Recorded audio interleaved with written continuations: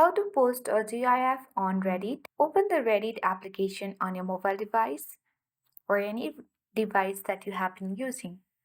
Then after that, make sure to sign in to your Reddit applications. Once you're on this page, tap on Create button at the bottom of the screen. Here, you need to tap on the Play button at the bottom of the screen and select any video of your choice. Once you select the video, tap on Add button at the top right corner of the screen.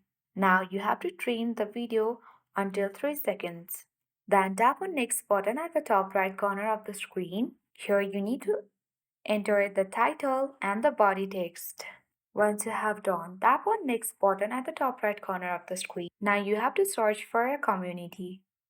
Once you selected the community, here you just need to tap on three dots at the top right corner of the screen.